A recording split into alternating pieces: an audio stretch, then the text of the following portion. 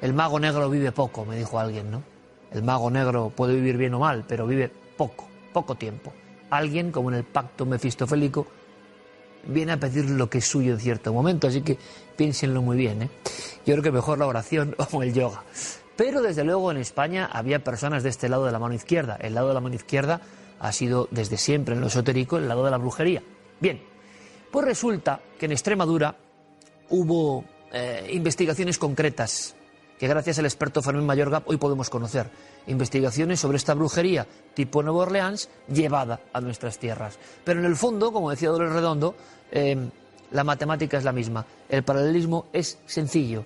Lo que ocurre a 12.000 kilómetros ocurría ya, de alguna manera, en los campos de Extremadura, clarísimamente, y en otras partes de España. Pero esta historia de las brujas del Casar, esta yo creo que no era conocida. Y una vez más, Cuarto Milenio sirve como gran libro para mostrarles cosas de nuestro pasado, en este caso, van a verlo, muy tenebroso.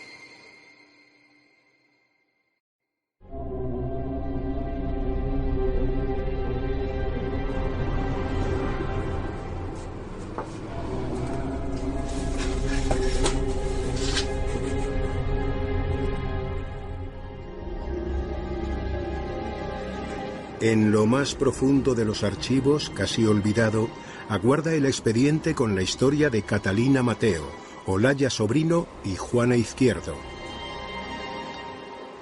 Las terroríficas brujas de El Casar, que a finales del siglo XVI asesinaron al menos a 6 niños de corta edad.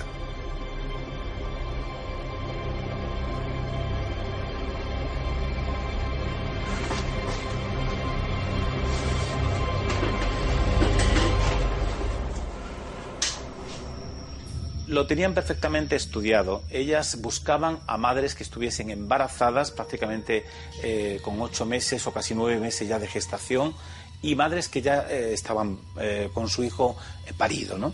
Recién nacido. Iban a su casa, le pedían dinero, era una especie de coacción la que le hacían, y a partir de ahí, si ella se negaba a darle el dinero que les pedían, a los 2 días se ponían en movimiento. A partir de las 12 de la noche era su hora de actuación, y lo curioso es que había una señal inequívoca para actuar, y es que a una de las brujas, que se llamaba Catalina Mateo, que era la gurú de esa secta brujeril del Casar, se le presentaba a partir de las 12 de la noche un pájaro de color negro.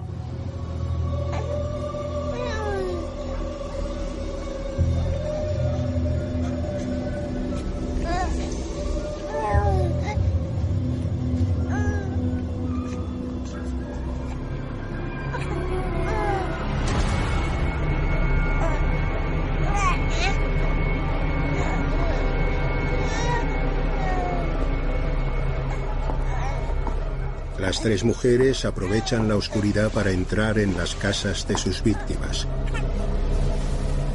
Dejan a dormideras bajo las almohadas de los padres para que permanezcan inconscientes, sumidos en un sueño del que no pueden despertar.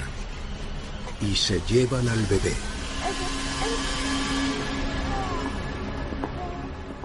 Es un caso tremendamente interesante. Son 3 mujeres que en un momento determinado huyen, ¿no?, por así decirlo, en esta historia, de ese arquetipo idílico, de esas brujas espirituales que no son otra cosa que mujeres liberadas para la época. Es decir, son verdaderas asesinas que raptan niños, que los mutilan, que los queman vivos, que en un momento dado los sustraen, que son tremendamente crueles, por ejemplo, cogiendo a alguno de los bebés, mutilándolo, quemándolo. Lo de los niños creo que porque es la forma más fácil de matar a una persona.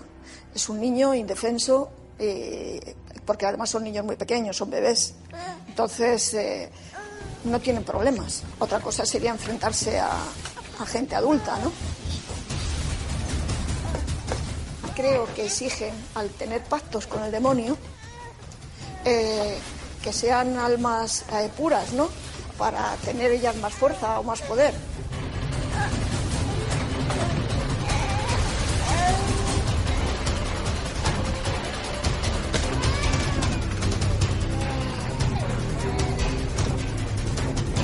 Según el documento procesal, En presencia del demonio transmutado en macho cabrío, las brujas someten al niño a un incomprensible ritual de torturas en el que le quiebran extremidades y le queman y cortan la piel, hasta que termina por producirse la muerte.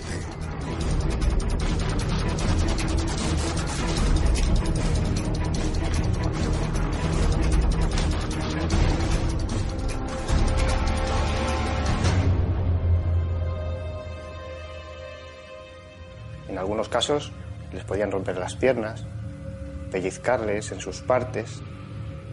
En un apartado del texto se ve cómo Catalina es obligada por Olalla a tirar del miembro al bebé.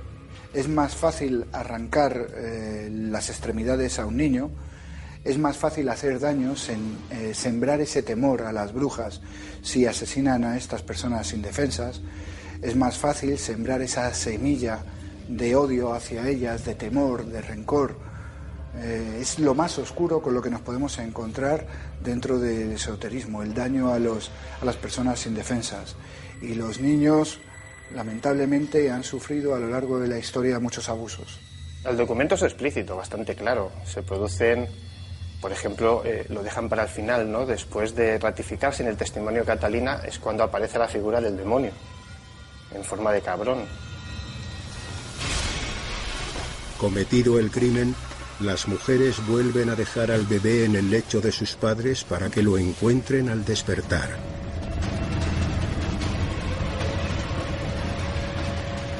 Es de una crueldad difícil de asumir, un castigo infinito. Pero el sufrimiento forma parte del proceso.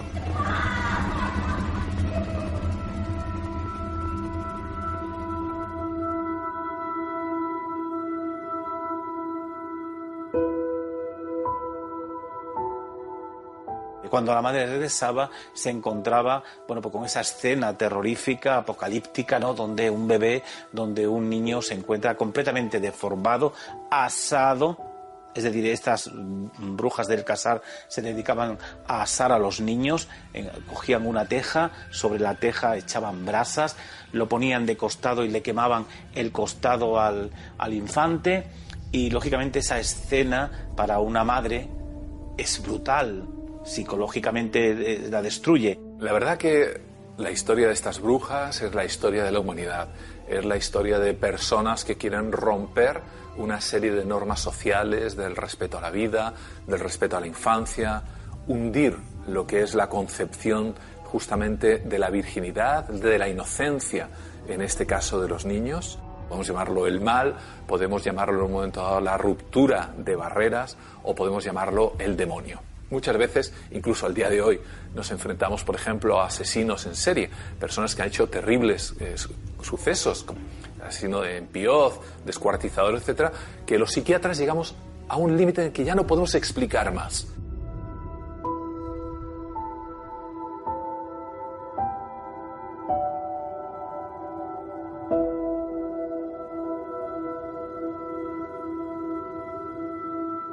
Las tragedias se sucedían y nadie en el Casar imaginaba quién estaba asesinando a los niños, hasta que la Inquisición dio con las culpables, que no tuvieron reparos en dar todo tipo de horribles detalles.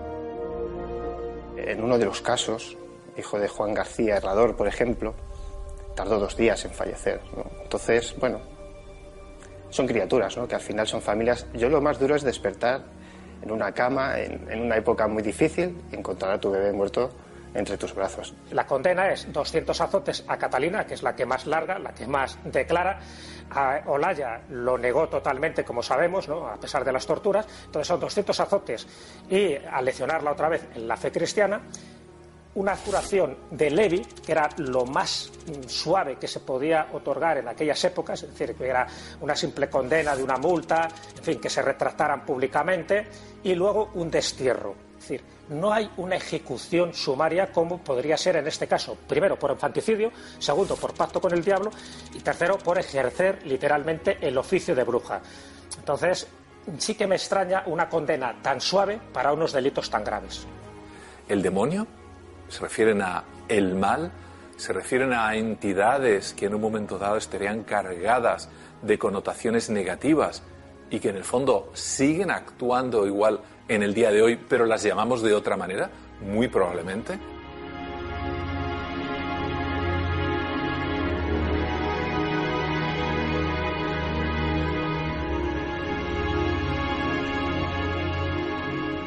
Hay quien está convencido de que escaparon para seguir sirviendo al diablo, y en algunas casas aún les tienen miedo.